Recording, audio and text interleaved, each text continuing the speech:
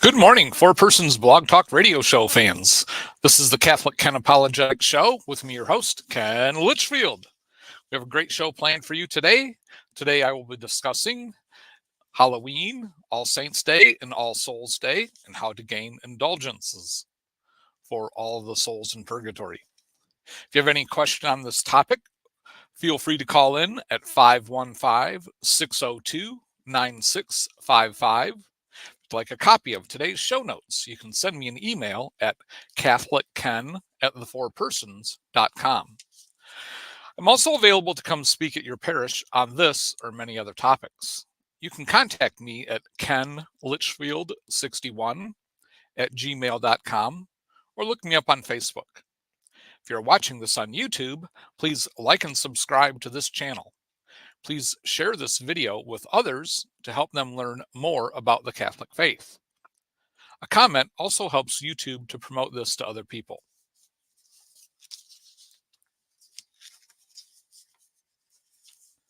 So let's get started here. Some people think that Halloween is about being as creepy and scary as you can.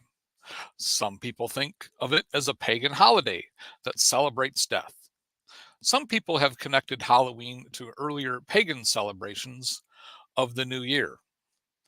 Halloween does not have origins in paganism.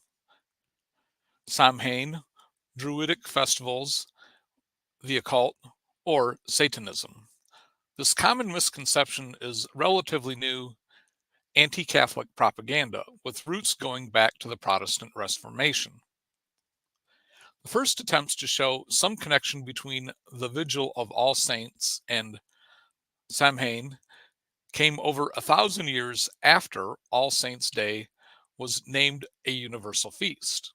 There's no evidence whatsoever that Gregory III or Gregory IV was even aware of Samhain.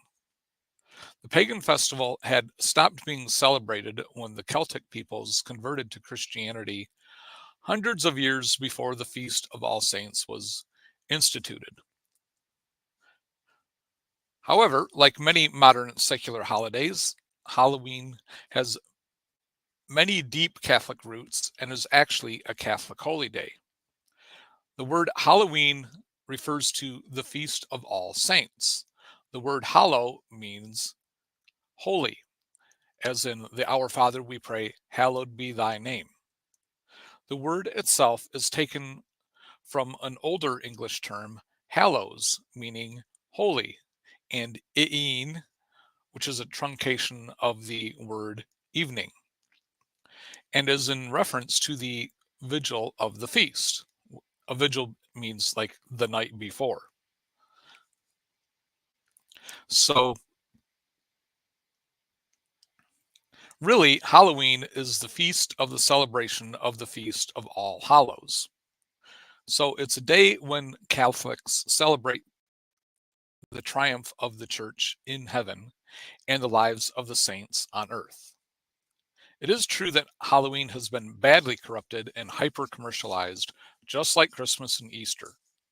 However, just as that shouldn't stop Catholics from fully celebrating these great feasts in the proper Catholic way, neither should it stop Catholics from enjoying Halloween as a vigil celebration of the great feast of all saints. The name All Hallows Eve is the vigil of All Saints' Day, when Catholics remember those who have gone before us to enter our heavenly home. Immediately after, on November 2nd, the Church commemorates all of the faithful departed still detained in purgatory and prays in suffrage for them. The memory of those who have gone before us naturally leads to thoughts of mortality, and the liturgical focus on the end times during this period of the church year adds to the atmosphere of gloom. It is important to stress the Catholic meaning and purpose of all holy days, especially those that have been adopted and adapted by the culture around us.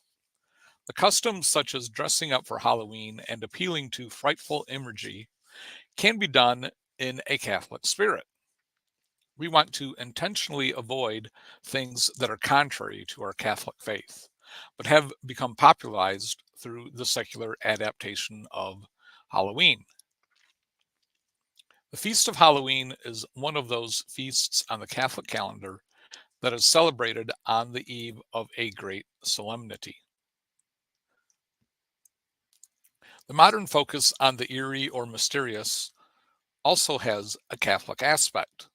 When we think of Halloween, we often think of ghosts and goblins and ghoulish faces.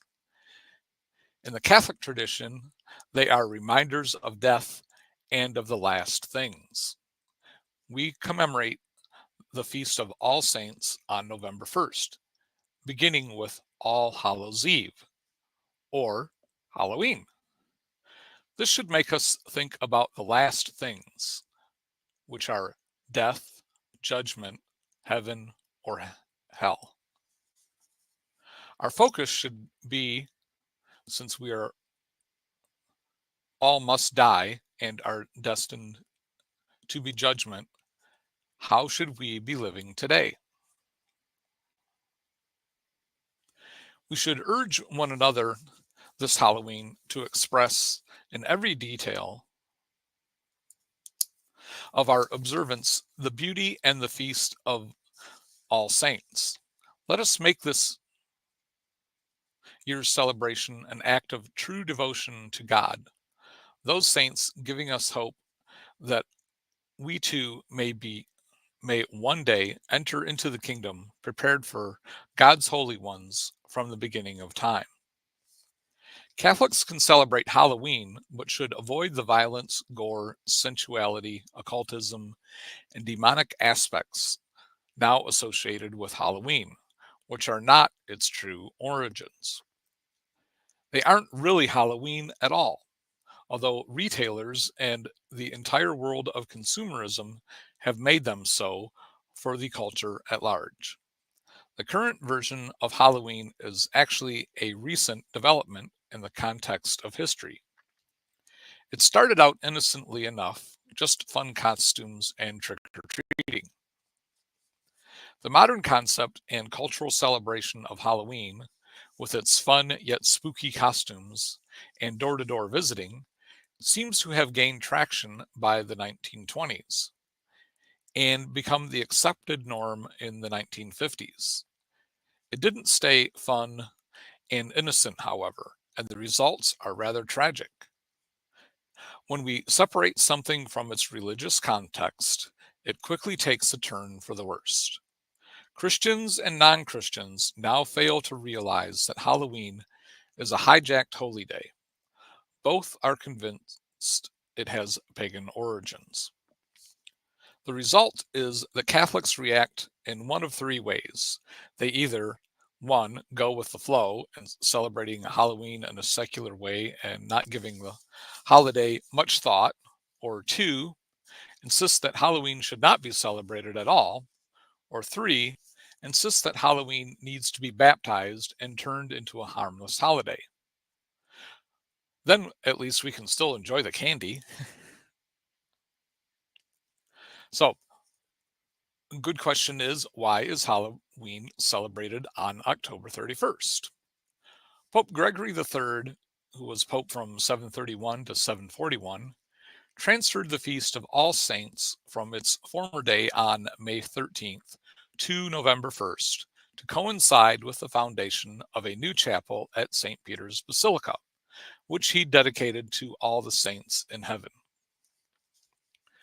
Halloween is on October 31st because All Saints' Day is November 1st. As Catholics, we really know how to celebrate. We do vigils. Vigils are when important feasts begin the night before the feast itself. If you pray the Liturgy of the Hours, the Divine Office, you will see that the prayers for these big feasts begin the evening prior, as though the feast had already arrived. It was customary in historic Catholic Europe to have these evening vigils with pious celebrations. The rhythms of the people's lives and culture moved with the liturgical calendar. This explains why Halloween exists at all. Even today, Catholics begin celebrating major feasts the evening before the big day. Christmas has Christmas Eve. All Hallows Day has All Hallows Eve. And even for Easter, we have the Easter Vigil, where we remember, Jesus being in the tomb and the light coming back into the world through his resurrection. Remember, the calendar of the church is filled with festival days, all of which were once associated with great public celebrations. A holy day of obligation has not always meant spending 45 minutes in church for Mass and then going back to work. Holy days were times for a party, and if you look at the church's calendar, past and present, with this ethos in mind, you will discover that the reasons for a party happened with great frequency. Pope Gregory IV, who was in office from 827 to 844, later extended the Feast of All Saints, which was previously just a local feast in Rome, to the universal church. That is how the Eve of All Saints' Day, Halloween, came to be celebrated by Catholics all around the world in their own cultural ways. Halloween is, therefore, the first day of All Hallowtide, the time of year when the living, that is, the church militant, honor all the dead in Christ, the saints in heaven, that is, the church triumphant, as well as all the souls detained in purgatory on their way to heaven, that is, the church suffering. It is a beautiful celebration of the communion of saints. So this is the way Catholics can celebrate All Hallowtide.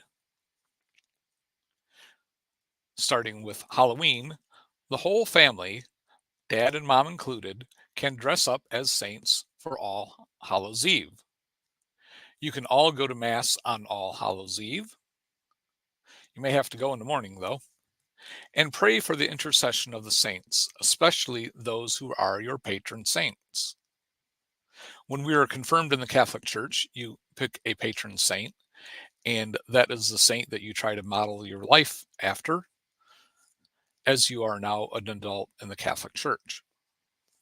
You can have a party with saint-based activities or costumes for kids.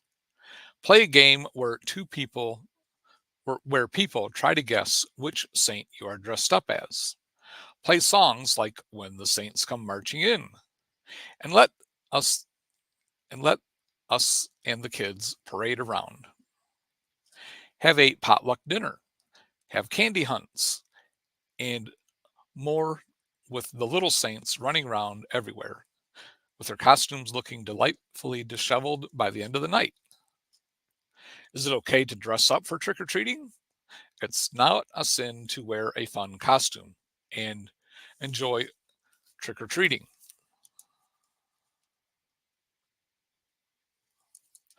The medieval days were full of enthusiasm for dressing up and going door to door to sing to the folks inside, and even more. Sort of like caroling that we do around Christmas time. Just avoid homes that are decorated with hideous or demonic decor. Find a good family focused neighborhood to trick or treat in. Some people bring their kids to a neighbor's house on a street renowned for communal celebration that is focused on kids and their parents. And even at my church, we have what we call trunk or treat, and that's held either in the church parking lot or inside the church, depending on the weather. And we focus more on, you know, like decorating pumpkins, the saints, and doing crafts and getting candy, of course. But it's not full of, skeletons and ghouls and goblins and all that kind of stuff. So you can celebrate Halloween without all the death stuff. And you can help your kids pick a saint to dress up as when they trick or treat. And don't just limit yourself to the popular saints. Have fun discovering a little known saint who has a great story and impressive costume possibilities. When neighbors ask your son or daughter, "Who are you?" and learn about the existence of a certain holy man or woman, it's a chance for your family to witness to the faith. If your kids are reluctant to dress up as a saint and want to be Davy Crockett or Amelia Earhart instead of a saint, help them research that person's life and teach them to pray for the repose of that soul. Halloween is a time for Catholics to accept the religious liberties that this culture claims to afford them and go public with their own festivals, and to do so dramatically with a great deal of public fervor. Don't let reticence and fear that characterizes Catholics and is costing the church its unique culture, and it is allowing the culture of death to flourish. So we can push back on the culture of death by celebrating real Catholic Halloween instead of this culture of the celebration of death. All Hallowtide is a time to reflect on Christ's triumph over death and sin and the devil, and to meditate on our own mortality and the duties to God, to shun sin and Satan and all his works, to give honor to the saints in heaven, and to pray for the souls of the faithful departed in purgatory. Don't be blind to the evil out there, but don't focus on it. Focus instead on the good that God calls us to be, and begin and to bring to a dark world. Because, to quote Jesus, be not afraid, be in the world as God's light, but not of the world, participating in the darkness and death of the evil one. And of course, have fun with the joyful feast and merriment of Halloween. Just remember why you're doing it. So today happens to be November 1st, which is All Saints' Day. In the Catholic Church, it is a holy day of opportunity. We have an extra opportunity to go to church and remember all the saints that have gone before us. And we also have the opportunity to receive some extra grace by attending Mass. In the medieval times, the day would begin with Mass, and then there would be a major feast all day long. Sort of like on Christmas, where you go to church in the morning, and then you get together with family and have a major feast throughout the day. So All Saints' Day is a holy day of opportunity and a major feast on the church's liturgical calendar. All Saints' Day honors not only the saints in heaven, whom we know by name, but also the countless saints in heaven whose names are not known to us. All Saints' Day is the day we commemorate all the great saints of the church, canonized or unknown. We all have our favorites: the Blessed Virgin Mary, Saint Joseph, Saint Augustine, Saint Monica, Saint Therese, Saint Anne, etc. It is a celebration of what Saint Paul reveals in his writings, who we are now God's children, who we will be is yet to be revealed. While we never worship the saints, we do honor them because God does. We honor them because God does by performing miracles through their intercession and by giving them and us roles on heaven or on earth as it is in heaven. In the Catholic Church, we recognize certain canonized saints that we know are in heaven and worthy of asking for intercession with. And we find the saints interceding for us in Revelation chapter 5 and the angels interceding for us in Revelation chapter 8. A lot of people say that, we shouldn't ask other people to intercede for each other, but then they also ask other people here on earth to pray for them and be a mediator between them and God. We Catholics have mediators between us and God that are in heaven also, and we take advantage of them. The Catholic Church has a process for establishing which saints are in heaven, and that is done by first a person is nominated to be a saint, and then their life is investigated to confirm that yes, they did lead a holy life until death, and then that person can be moved up to a state of being venerated, in which people can ask that person to intercede for them, to ask God for a favor or a healing or something like that.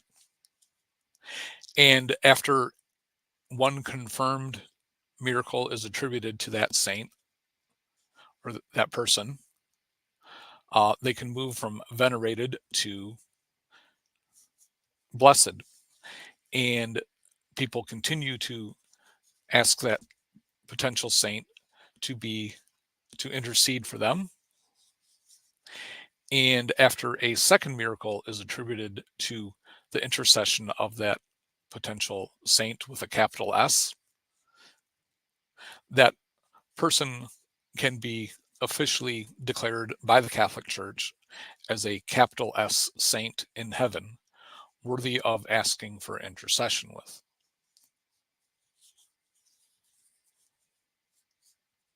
So we should all strive to be saints, and it would be great if all of us lived such a holy life that we could be declared a capital S saint and worthy of intercession after our death. And the saints also serve as a role model for all of us here on earth, and they're kind of like our Catholic Hall of Fame. Uh, for many of our sports stars, there's Hall of Fames for base, baseball, basketball, football, hockey. There's even the Rock and Roll Hall of Fame. We're the most famous people of that particular genre are remembered and honored. And that's what we do with the saints in heaven. We honor them and we ask them to intercede on our behalf with God. They become part of our prayer circle. The exact origin of All Saints' Day is uncertain, although after the legalization of Christianity in 313, a common commemoration of saints, especially the martyrs, appeared in various areas throughout the church. The primary reason for establishing a common feast day was because of the desire to honor the great number of martyrs, especially during the persecution of Emperor Diocletian, which occurred between 284 and 305 AD, the worst and most extensive of the persecutions. Diocletian saw that Christianity was growing and growing, and the Roman Empire was beginning to collapse, and so he tried to fight back against Christianity by killing as many Christians as he could. Because so many people were killed during the persecutions, there was quite a supply of people that could be considered martyrs and have a feast day. But there's not enough days in the year for each martyr to have their own feast day. And many of these martyrs died in groups. So a common feast day for all saints, therefore, seemed most appropriate. So this is how we can celebrate All Saints' Day. First of all, attend Mass with your family. November 1st is a holy day of opportunity. Go to Mass, get some extra grace, and remember all the saints who have gone before us. And remember to imitate their life. Enjoy a special meal with loved ones. If November 1st is on the weekend this year, you could make a big brunch after Mass featuring traditional Catholic and autumnal foods. If it's on a weekday, you could do something similar for dinner. You can thank all the saints for their intercession. If you have a home altar, adorn their altars and images with flowers. Venerate their relics. Recite special prayers and litanies in their honor. You can turn your dining room table into a focal point. All you need is a saint's image, flowers, fall decor, and some candles. So there's lots of ways that you can celebrate All Saints Day. And you could even also look up the name of your patron saint or any other saint and learn more about their life. And you could even assign each family member the job of researching a saint and each person presents their saint presentation to the family, taking turns. And that way everybody can learn about a saint without having to everyone do research on their own. The important thing is to remember that there are many have gone before us, and we need to imitate the examples of the great holy saints that have gone before us. So the day after All Saints Day is what we call All Souls Day, and that is on November 2nd. And Catholics celebrate the days of the dead by praying for a deceased loved one on All Souls Day. Celebrating these Christian holy days remind the faithful of the reality of heaven and hell, the saints and the damned, demons and angels, and the holy souls suffering in purgatory on their way to heaven. It reminds us that life is short and we should use our time wisely. Memento mori, say the saints and sages, that is, remember your death. This is the time of year that also reminds us to pray for the souls of the deceased. It is a reminder that we too will one day die and should always strive to live good and holy lives so that we can be ready to enter eternity and stand before God. Various customs have arisen over time in celebration of All Souls Day. The Dominicans in the 15th century instituted a custom of each priest offering 3 masses on the feast of All Souls Day. Pope Benedict XVI, the 14th, in 1748 approved this practice, and it rapidly spread throughout Spain, Portugal, and Latin America. During World War I, Pope Benedict XV recognized the number of war dead. Recognizing the number of war dead and the numerous masses that could not be fulfilled because of the destroyed churches, granted all priests the privilege of offering 3 masses on All Souls Day. One for the particular intention, one for all the faithful departed, and one for the intentions of the Holy Father. Other customs have developed regarding All Souls. In Mexico, relatives make garlands, wreaths, and crosses of real and paper flowers of every color to place on the graves of deceased relatives the morning of All Souls Day. The family will spend the entire day at the cemetery. The pastor will visit the cemetery, preach, and offer prayers for the dead, and then bless the individual graves. And skeleton candy is given to the children. Similar practices occur in Louisiana. The relatives whitewash and clean the tombstones, and prepare garlands, wreaths, and crosses of real and paper flowers to decorate them. In the afternoon of All Saints, the priests process around the cemetery, blessing the graves and reciting the rosary.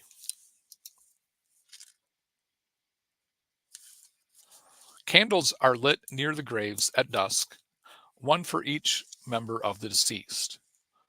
On All Souls' Day, Mass is usually offered at the cemetery.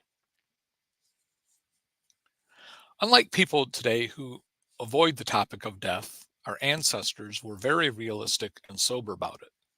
They knew that death was unavoidable and could come at any moment. And they used this reality as a powerful moral lesson. The art depicting this has raw and real and filled with wry humor. Artists looked death right in the face. Perhaps their ability to do this has been misunderstood by a generation that fears death above all things, even sin, which is not a Catholic attitude. In our modern culture, you know, we do so many things to avoid getting older or looking older, and most people don't want to talk about death. They want to talk about all the things they want to do while they're still alive. But death is going to be a reality for all of us unless we're still alive when Jesus comes back. And if we are still alive when Jesus comes back, that means you better be in a state of grace at that moment. If you are sick and getting near death, you have time to get yourself right with God before your death actually occurs. But since you can die at any moment through some sort of tragedy or accident, you need to keep yourself in a state of grace at all times.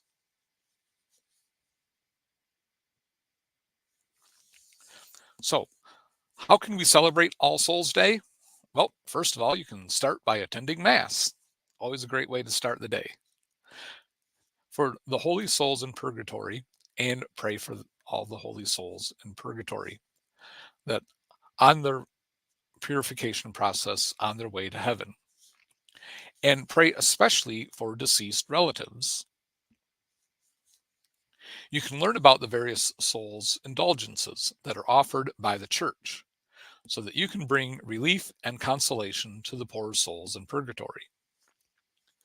You can visit a cemetery, walk through quietly and meditatively, pray for the people who are buried there, and sprinkle holy water on the graves. It has been suggested that these sacramental actions bring prompt consolation to the souls in purgatory.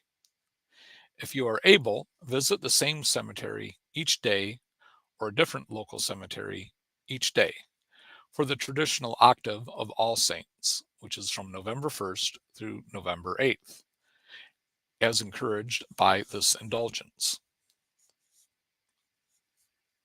And another thing you can do, and it's something I practice myself, is when you drive by a cemetery, make the sign of the cross, and say a quick prayer for all the souls in purgatory. And the prayer that I say is, lead all souls to heaven, especially those most in need of thy mercy. There are several plenary indulgences offered to us for All Souls Week and the month of November. A plenary indulgence is an amazing grace offered by God through the Church by her delegated power to bind and loose, which offers a complete wiping out of any temporal punishment due to sin after death. In other words, we would suffer no purgatory time.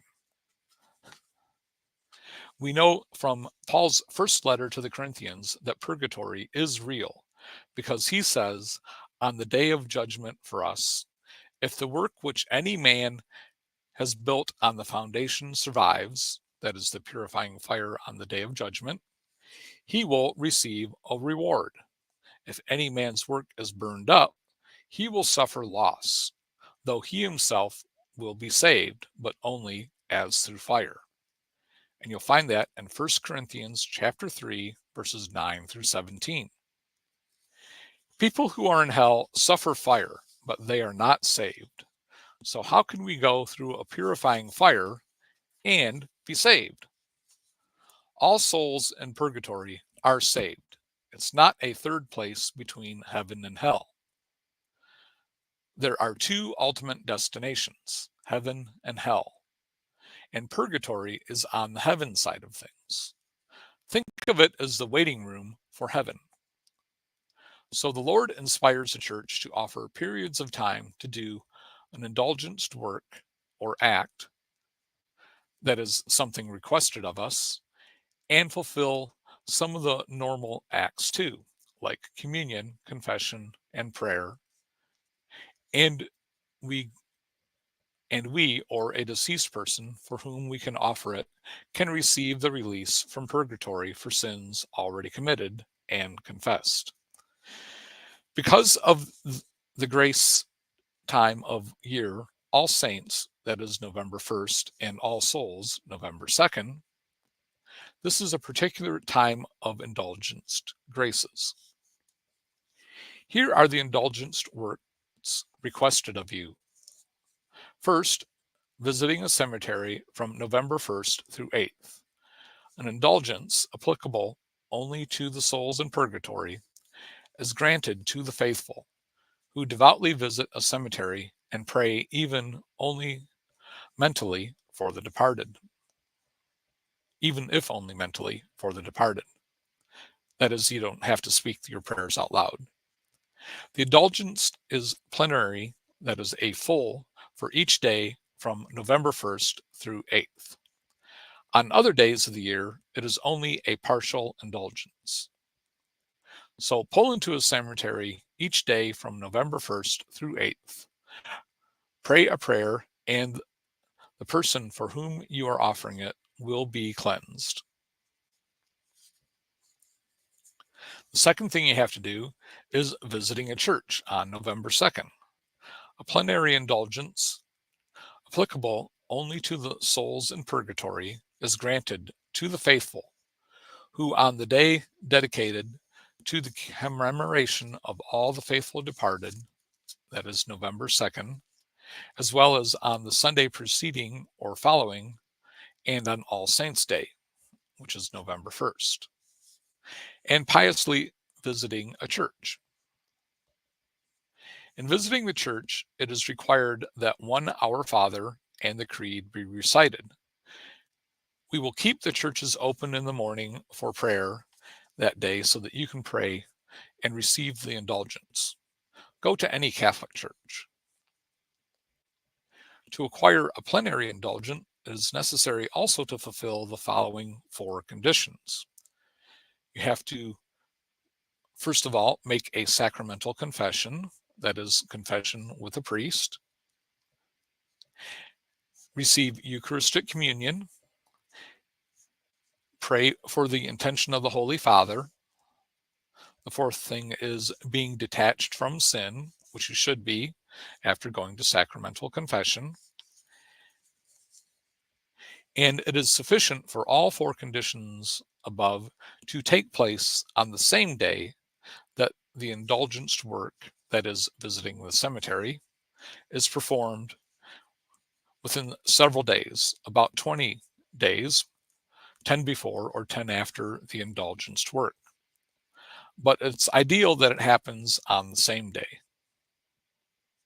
So the church is very generous in the time period, 10 days before, 10 days after that you visit the cemetery, that you have to do the other things. And it's because the church wants all the souls in purgatory to make it be fully prepared to enter heaven.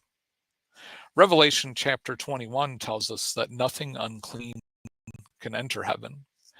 And since most of us die still with the effect of sin on our soul, that needs to be cleansed from us before we can be fully holy and enter heaven.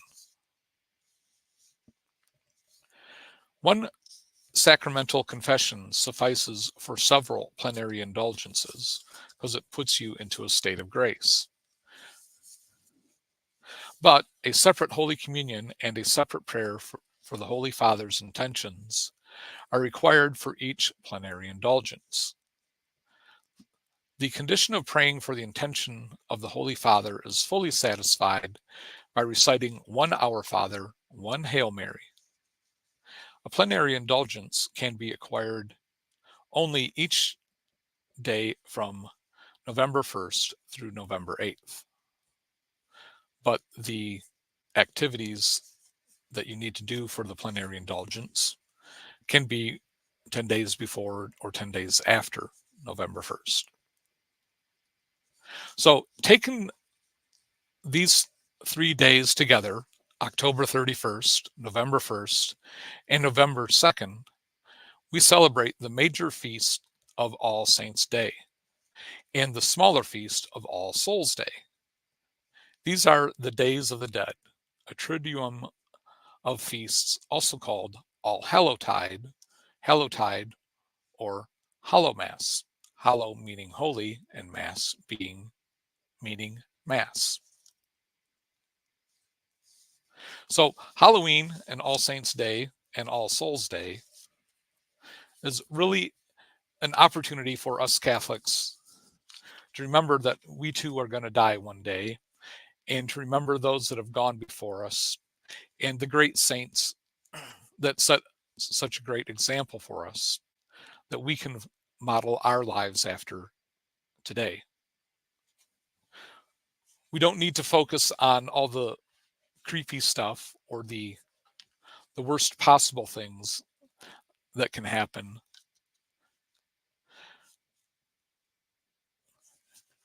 that are actions done by demons and Satan. We can focus on the fact that, yes, we are all going to die, and we all need to be prepared to die and go to heaven. The Bible tells us that certain sins will keep us out of heaven. Paul covers them in 1 Corinthians chapter 6 and Galatians chapter 5. And when Jesus was asked by the rich man what he must do to have eternal life, Jesus says, keep the commandments. So keeping the commandments is not optional. It's what God calls us to do. And if you're not keeping the commandments, you're sinning if you consciously know that you're supposed to keep the commandments and you fail to do so anyway. But the Catholic Church has a way of restoring our post-baptismal holiness, and that is the sacrament of reconciliation, also known as confession. We humble ourselves before God, represented by the priest, confess our sins. The priest gives us absolution, which means our sins are now forgotten by God, and we have a penance to do to help restore our relationship with God. The priest tells us what our penance will be. And then you can have your state of holiness restored to what it was after you were baptized. So take advantage of the opportunity to go to confession and to pray for the saints that have gone before us, to help some poor souls in purgatory move on into heaven. And the great thing is, once they get to heaven, they can pray for you and you can ask for their intercession. And if you don't know who to pray for, just pray for all the souls in purgatory and God will sort it out, because he knows who needs the most prayers and who still needs prayers. So thanks for tuning in today. If you found this show useful, please consider making a tax-deductible donation to the Four Persons Incorporated using the donation tab on our homepage. If you'd like a copy of today's show notes or have a follow-up question, you can send me an email at catholicken@thefourpersons.com. That's Catholic with a K. at the number 4 persons.com or look me up on Facebook. If you're watching this on YouTube or Facebook, please like and share this video. Also, make sure you are subscribed on YouTube for more great content coming soon. If you'd like to have me come speak at your parish on this or many other topics, send me an email at kenlitchfield61@gmail.com or look me up on Facebook. May God bless and guide your efforts to bring the truth of the Catholic faith to the world. Thanks for tuning in. Bye now.